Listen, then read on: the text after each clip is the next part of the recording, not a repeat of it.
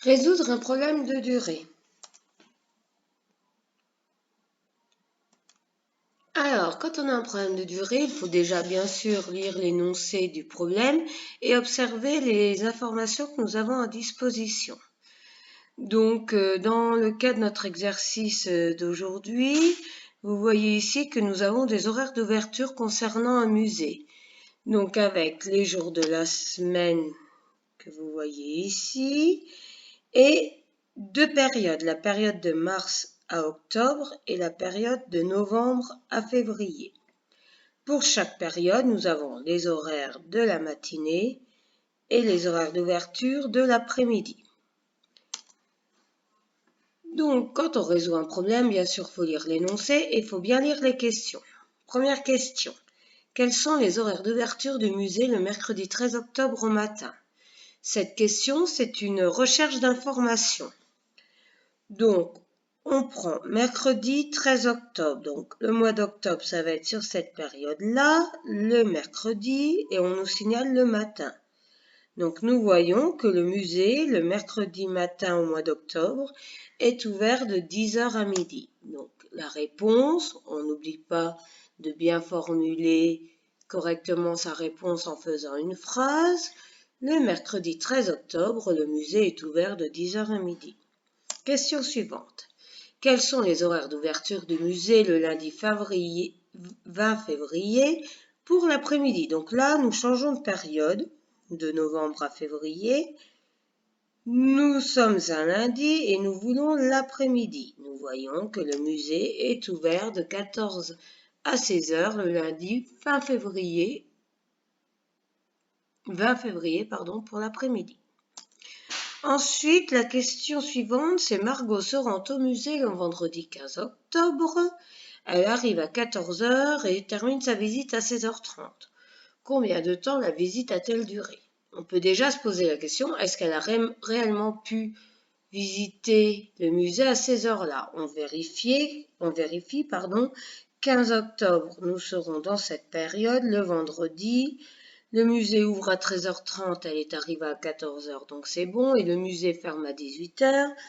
Et elle avait terminé sa visite à 16h30, donc déjà, c'est cohérent.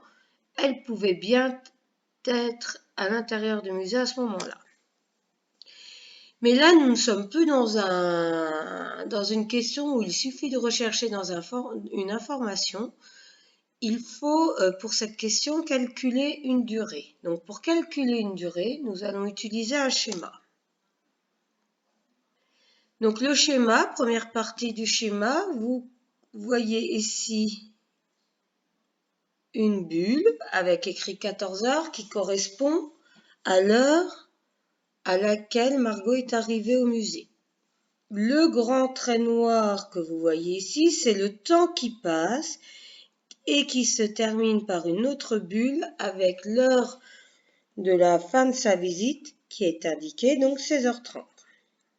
Donc nous, on veut savoir combien de temps s'est déroulé entre 14h et 16h30.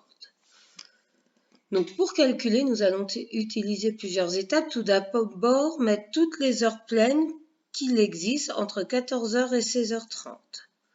Donc nous avons 2 heures pleines, nous avons 15h et 16h. Bien sûr, je n'ai pas mis 17h parce que la visite s'est terminée avant 17h. À partir de là, nous avons découpé notre temps. Maintenant, nous savons qu'entre 14 et 15 heures, il y a 1 heure qui est passée. Entre 15 et 16 heures, 1 heure s'est écoulée. Et entre 16h et 16h30, 30 minutes s'est écoulées. Il nous suffit d'additionner ces trois durées. 1 heure plus 1 heure plus 30 minutes est égal à 2h30. La réponse à la question est donc la visite a duré 2 heures et 30 minutes.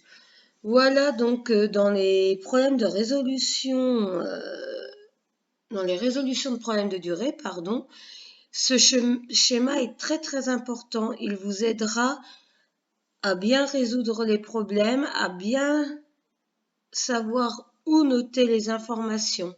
Là, nous sommes dans le cadre du calcul d'une durée. Nous avions l'heure de départ, l'heure de fin, et nous devions calculer la durée. Dans d'autres problèmes que nous verrons plus tard, nous verrons que le schéma sera utilisé d'une manière différente.